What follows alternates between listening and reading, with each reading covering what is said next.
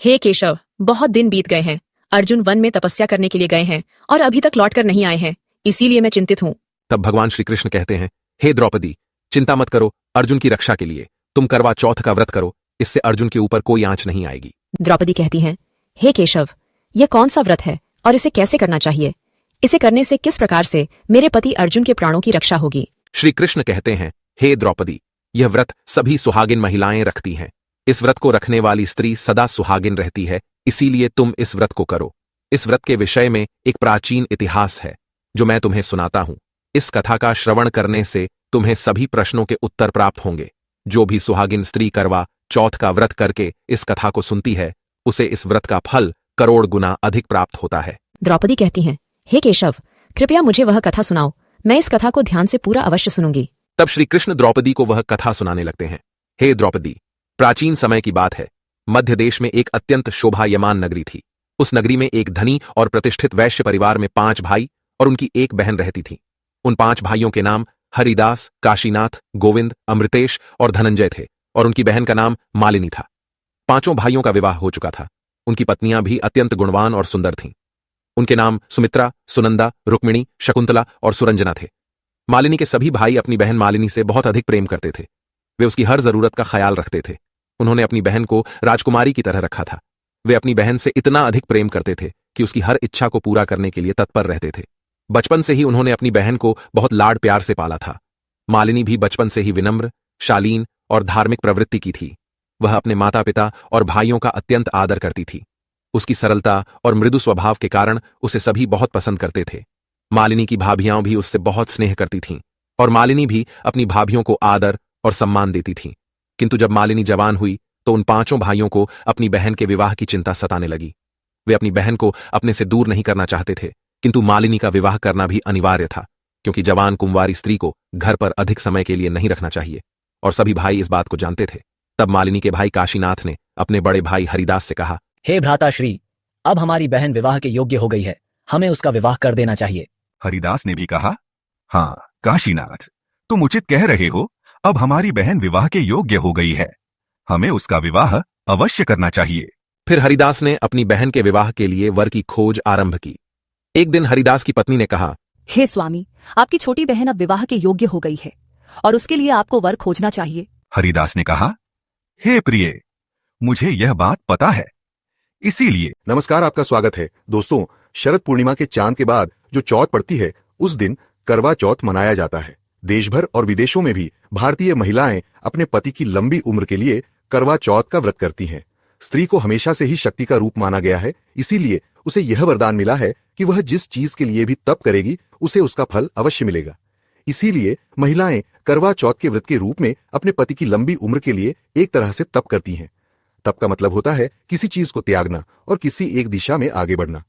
पहले के जमाने में ऋषि मुनि इसी कारण तप करते थे और सिद्धि प्राप्त करते थे। महिलाएं इस दिन निर्जल व्रत करती हैं। चौथ का चांद हमेशा देर से निकलता है। यह एक तरह से महिलाओं की परीक्षा होती है कि वे अपने पति के लिए कितना त्याग कर सकती हैं। कई बार तो देर रात तक चांद नहीं दिखता। यह मौसम ऐसा होता है कि कई बार बादल घिर जाते हैं और चांद नजर ही नहीं आता। ऐसे में महिलाएं देर रात या अगले दिन तक अपना व्रत नहीं तोड़ती। दोस्तों, करवा चौथ से जुड़ी एक प्राचीन कथा का उल्लेख मिलता है। कहा जाता है कि करवा चौथ के दिन महिलाओं को यह कथा अवश्य सुननी चाहिए।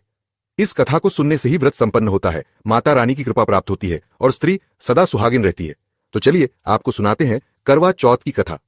एक समय की बात है जब अर्जुन तपस्या करने के लिए नीलगिरी पर्वत पर जाते हैं और उनकी कोई खबर न मिलने पर द्रौपदी बहुत चिंतित हो जाती है। तब द्रौपदी भगवान श्री कृष्ण का ध्यान करती है।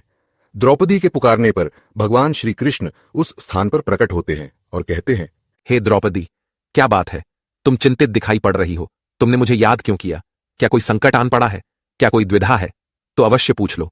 तुमने मेरा ध्यान किया, इसीलिए मैं तुमसे मिलने के लिए चला आ गया। द्रौपदी कहती हैं, मैं मेरी बहन के लिए उत्तम वर की खोज कर रहा हूँ। हरिदास की पत्नी सुमित्रा कहती है, हे स्वामी, मेरी दृष्टि में एक युवक है जो हमारी मालिनी के लिए उत्तम वर होंगे। मालिनी उस युवक से विवाह करके बहुत खुश रहेगी। हरिदास ने कहा, हे प्रिय, कौन है वह युवक? मुझे उसके विषय में बताओ। सुमित्रा कहती है, हे स्वामी, हमारे पास ही के गांव में सोमनाथ नाम के वैश्य रहते हैं। उनके पुत्र का नाम धर्मदास है। वह अत्यंत गुणवान, चरित्रवान और धनवान है। उनके घर में किसी चीज की कोई कमी नहीं है। वे हमारे करीबी रिश्तेदार भी हैं। यदि आप मालिनी का विवाह उनसे कर देते हैं तो हमारी मालिनी बहुत खुश रहेगी। हरिदास कहते हैं, वाह सुमित्रा, तुमने तो मेरे मन का बोझ हल्का कर दिया। मैं भी बहुत समय से मालिनी के लिए उत्तम वर की खोज कर रहा था, किंतु तुम्हें भी तुम्हारी ननद से बहुत अधिक स्नेह है और तुमने यह बहुत ही शुभ समाचार सुनाया है। मैं कल ही सोमनाथ जी के घर जाकर उनके पुत्र के साथ हमारी मालिनी के विवाह की बात करता हूँ। फिर हरिदास प्रसन्न होकर अपने भाइयों के पास जाता है और उन सभी को यह शुभ समाचार देता है। फिर वे सभी भाई सोमनाथ जी के घर जाते हैं। वहां पर उनका प्रेम से स्वागत होता है। सोमनाथ और उनका पुत्र धर्मदास पांचों भाइयों का अतिथि सत्कार करते हैं। फिर हरिदास सोमनाथ जी के सामने अपनी बहन मालिनी के विवाह का प्रस्ताव रखते हैं, जिसे सोमनाथ और धर्मदास प्रसन्नता से स्वीकार लेते हैं। फिर पांचों भाई अपनी प्यारी बहन मालिनी का विवाह धर्मदास के साथ धूमधाम से मनाते हैं। विवाह के बाद मालिनी अपने ससुराल में रहने के लिए जाती है।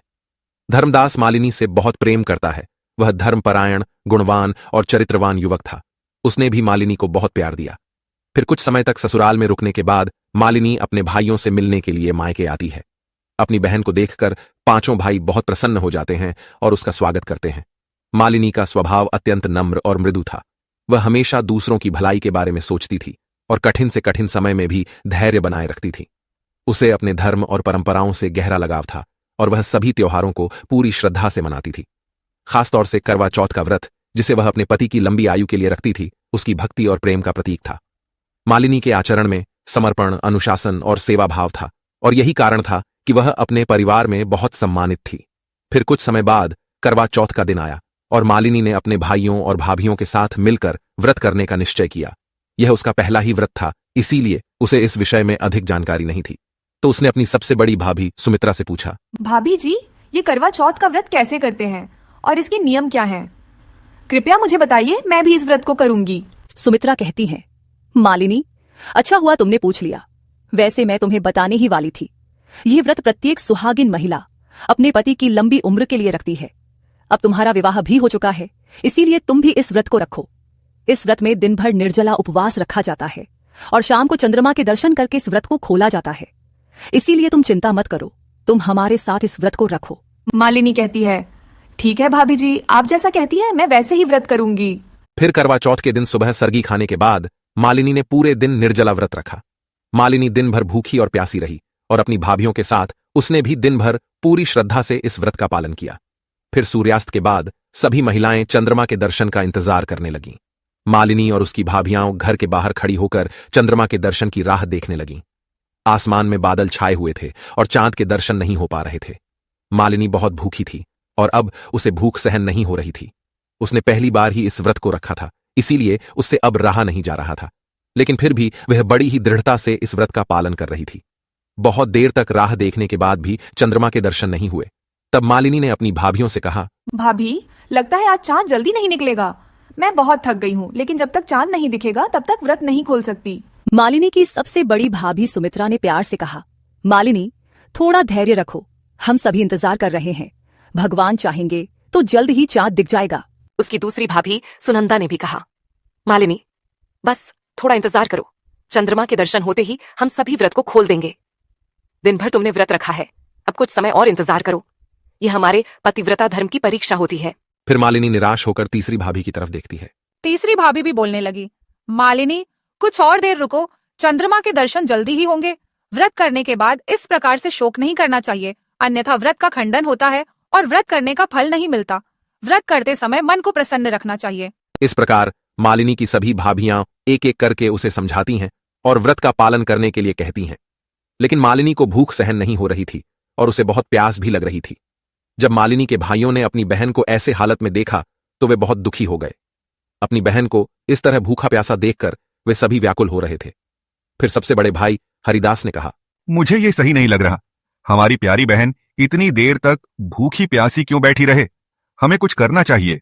काशीनाथ ने जवाब दिया, बिल्कुल, मालिनी हमारे लिए कितनी महत्वपूर्ण है। अगर हम उसे चांद दिखाकर उसका व्रत खुलवा दें तो वह खुशी से खाना खा लेगी। गोविंद ने विचार किया और कहा, हम नकली चांद बना सकते हैं। पहाड़ी पर दीपक और छलनी रखकर हम उसे दिखा सकते हैं। चंद्रमा के दर्शन करके वह अपना व्रत खोल देगी और भोजन कर लेगी। इससे उसका व्रत भी पूर्ण हो जाएगा। अमृतेश ने थोड़ा संशय जताते हुए कहा, क्या यह उचित होगा? हमें अपनी बहन को धोखे में नहीं रखना चाहिए। इससे हमें पाप लग सकता है और हमारी बहन का भी व्रत टूट सकता है। हमें थोड़ा और इंतजार करना चाहिए। लेकिन धनंजय ने कहा, यह हमारी बहन की भलाई के लिए है। हम उसे और भूखा नहीं देख सकते। अगर वह ऐसी ही भूखी रही तो बेहोश होकर गिर जाएगी। इसीलिए हमें जल्दी ही कुछ करना चाहिए। अंततः सभी भाई इस निर्णय पर सहमत हो गए। उन्होंने नकली चंद्रमा बनाने का निर्णय किया। फिर उन्होंने पहाड़ी पर जाकर दीपक और छलनी की सहायता से नकली चांद बना दिया। उन्होंने अपनी पत्नियों को भी सारी हकीकत बता दी और मालिनी को सच्चाई न बताने को कहा। फिर सभी भाई मालिनी के पास आते हैं और कहते हैं, हे बहन, देखो चांद निकल आया है, अब तुम अपना व्रत खोल सकती हो। मालिनी जब चांद को देखती है तो बहुत खुश होती है और जल्दी से पूजा की थाली लेकर चंद्रमा को अर्घ्य देती है और अपनी भाभियों से कहती है, भाभी देखो चांद निकल आया है, अब आप भी अपना व्रत खोल दीजिए। मालिनी की बड़ी भाभी सुमित्रा ने मन ही मन सोचा, यह तो नकली चांद है। हमें मालिनी को सच बताना चाहिए, लेकिन वह इतनी थकी हुई है। अगर सच बता दूंगी तो मेरे पति मुझ पर गुस्सा करेंगे और मालिनी भी बहुत भूखी है और वह पहली बार व्रत कर रही है, इसीलिए इसे सच न बताना ही ठीक है। बेचारी कहीं बेहोश न हो जाए। सुमित्रा ने मालिनी से कहा, मालिनी, हमारा चांद निकलने में अभी थोड़ी देर है, तुम अपना व्रत खोल लो, मैं अपना व्रत बाद में खोलूंगी, तुम चिंता मत करो। मालिनी अपनी दूसरी भाभी सुनंदा से कहती है, सुनंदा भाभी चलिए आप हमारे साथ व्रत खोलिए, देखिए चांद निकल आया है। सुनंदा भी घबराते हुए कहती है, नहीं मालिनी, मेरा भी चांद अभी नहीं निकला है, मैं भी सुमित्रा भाभी के साथ ही व्रत खोलूंगी। तुम व्रत खोल दो और भोजन कर लो, तुम्हें बहुत भूख लगी है। निराश होकर मालिनी ने तीसरी भाभी रुक्मिणी से कहा, भाभी आप तो चलिए मेरे साथ, अब चांद निकल आया, हम दोनों मिलकर व्रत खोलते हैं। रुक्मिणी ने भी धीरे से मुस्कुराते हुए कहा, नहीं नहीं मालिनी, मैं अभी व्रत नहीं खोल सकती। जब तुम्हारे भैया भोजन करेंगे उनके बाद ही मैं व्रत खोल सकती हूँ, इसीलिए अब तुम व्रत खोल लो, हम बाद में भोजन करेंगे। फिर मालिनी चौथी भाभी के पास जाती है और उनसे भी प्रेम से पूछती है। तब चौथी भाभी शकुंतला भी कहती है, मालिनी तुम चलो, मैं थोड़ी देर में व्रत खोलूंगी, अभी मुझे थोड़ा और समय लगेगा, तुम चिंता मत करो, हम भी जल्दी ही चांद के दर्शन करके व्रत खोलेंगे। फिर मालिनी पांचवी भाभी से भी पूछती हैं और वह भी मालिनी को चारों भाभियों की तरह टाल देती है। सभी भाभियां जानती थीं कि वह नकली चांद है, लेकिन अपने पति के डर से वे सभी मालिनी से सच छुपाती हैं। भोली भाली मालिनी अपने भाइयों की बात को सच मान लेती है। सभी भाभियों को पूछने के बाद उसने उनकी बातों पर ज्यादा ध्यान नहीं दिया और व्रत खोलने के लिए भोजन करने बैठ गई। मालिनी ने जैसे ही पहला निवाला मुंह में रखा, उसे अचानक छींक आ गई।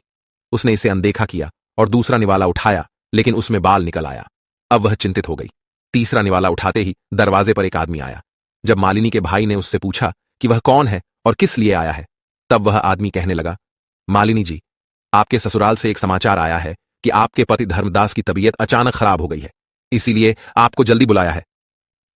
यह समाचार सुनते ही मालिनी का चेहरा सफेद पड़ गया। वह थाली छोड़कर खड़ी हो गई और रोने लगी। वह दुखी होकर अपनी माँ के पास जाकर रोते हुए कहने लगी, माँ मेरे पति को कुछ हो न जाए। इतना कहकर मालिनी फूट फूट कर रोने लगी। उसकी माँ ने उसे सांत्वना देते हुए कहा, चिंता मत करो बेटी, कुछ नहीं होगा। इस दुखद समाचार को सुनकर मालिनी के पांचों भाई और उसकी भाभियां बहुत चिंतित हो गईं। मालिनी के भाइयों को अपनी गलती पर बड़ा पछतावा होने लगा।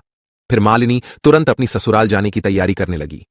जैसे ही वह ससुराल जाने के लिए निकली, उसकी माँ ने उसे रोकते हुए कहा, बेटी धैर्य रखो, सब कुछ ठीक होगा। जब तुम ससुराल जाओ तो रास्ते में जो भी मिले उसके पैर छूकर आशीर्वाद लेना। जब कोई तुम्हें सदा सुहागिन रहो ऐसा आशीर्वाद देगा तो तुम वहीं पर अपने पल्लू में गांठ मार लेना, भगवान तुम्हारी मदद करेंगे। मालिनी ने अपनी माँ की बात मानी और ससुराल की ओर निकल पड़ी। वह अत्यंत दुखी और चिंतित होकर रास्ते पर चलने लगी। तभी उसे रास्ते में एक पेड़ के नीचे एक साधु दिखाई पड़े। उसने साधु को प्रणाम किया तो साधु ने उसे आशीर्वाद दिया, सदा सुखी रहो। फिर वह आगे चलने लगी। कुछ देर तक चलने के बाद उसे एक ब्राह्मण दिखाई पड़ा। उसने उस ब्राह्मण को भी नमस्कार किया। उस ब्राह्मण ने भी मालिनी को आशीर्वाद दिया और कहा, सदा सुखी रहो पुत्री। ब्राह्मण से आशीर्वाद लेकर मालिनी आगे बढ़ी। फिर उसे रास्ते में एक वृद्ध महिला दिखाई पड़ी। उसने भी मालिनी को आशीर्वाद दिया, लेकिन किसी ने भी मालिनी को सदा सुहागिन रहो ऐसा आशीर्वाद नहीं दिया। फिर कुछ समय बाद चलते चलते जब